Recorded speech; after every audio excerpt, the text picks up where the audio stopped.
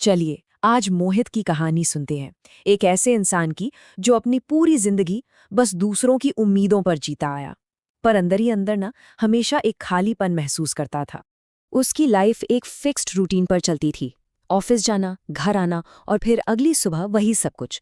उसे लगता था कि शायद शायद यही जिंदगी है, लेकिन एक खालीपन था जो उसे रोज अंदर से खाता था। और यही उसकी कहानी का सबसे बड़ा संघर्ष था। ये कहानी सुनकर कुछ जाना पहचाना सा लगा। क्या कभी ऐसा फील होता है कि हमारी जिंदगी के फैसले हमारे अपने कम और दूसरों के दबाव का नतीजा ज्यादा है? फिर एक दिन सब कुछ बदल गया।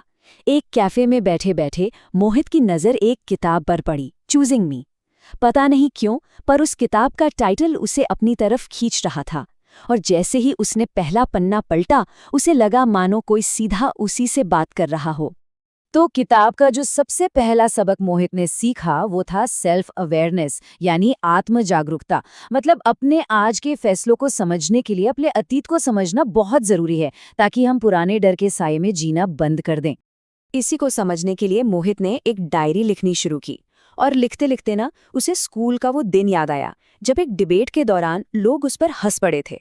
बस उसी दिन से उसके दिल में सबके सामने आने का एक गहरा डर बैठ गया था। अब देखिए, अगले ही दिन ऑफिस में एक नए प्रोजेक्ट के लिए वॉलंटियर्स मांगे गए। एक पल के लिए मोहित का बहुत मन किया कि वो अपना हाथ उठाए, पर वही पुराना डर उसे पीछे खींचने लगा। तभी उसने खुद से ये सवाल पूछा, और बस जैसे ही उसने अपने उस पुराने डर को पहचाना, उसने जानबूझकर एक अलग रास्ता चुना।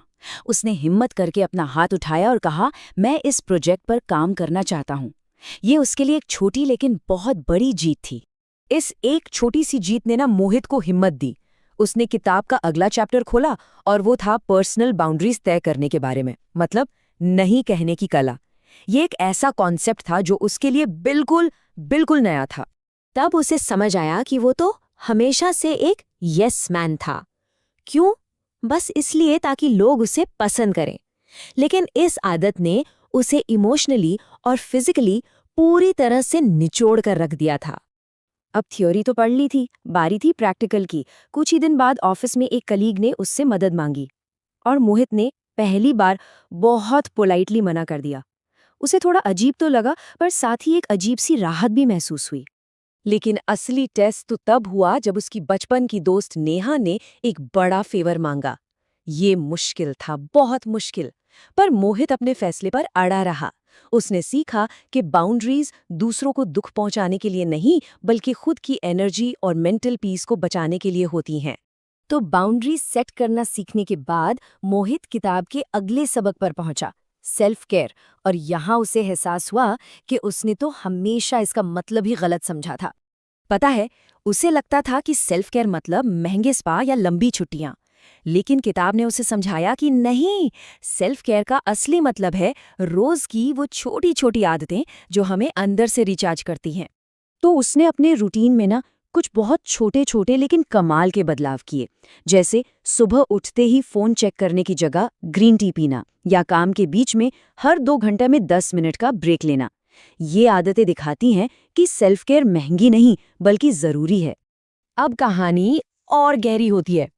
अगला सबक था एक ऑथेंटिक यानी सच्ची जिंदगी जीने के बारे में।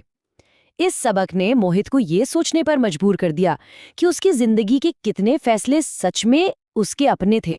और तभी उसे अपना वो सपना याद आया जिसे वो कब का भूल चुका था। उसे हमेशा से एक राइटर बनना था, लेकिन पेरेंट्स और सोसाइटी के दबाव में आकर उसने एक स्टेबल करियर चुन लिया था।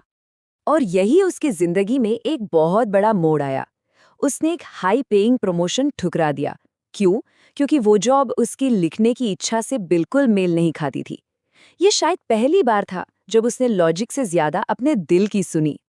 अब बारी थी सबसे मुश्किल काम की, अपने नेगेटिव थिंकिंग पैटर्न्स को तोड़ने की। इसके लिए उसने 3 सिंपल स्टेप्स फॉलो किए।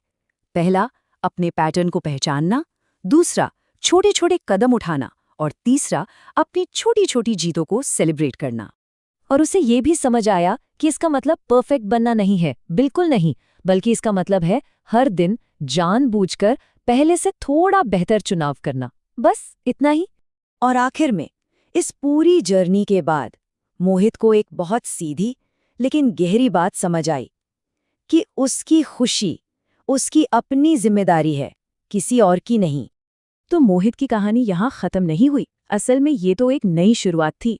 अब वो एक बदला हुआ इंसान है जो जानबूझकर एक ऐसी जिंदगी जी रहा है जो सच में पूरी तरह से उसकी अपनी है। तो मोहित ने तो अपनी कहानी का रुख मोड़ दिया। अब सवाल ये है कि हम अपनी कहानी कैसे लिखेंगे, दूसरों की उम्मीदों पर या अपनी सच्ची आवाज सुनकर? फैसला हमारा है।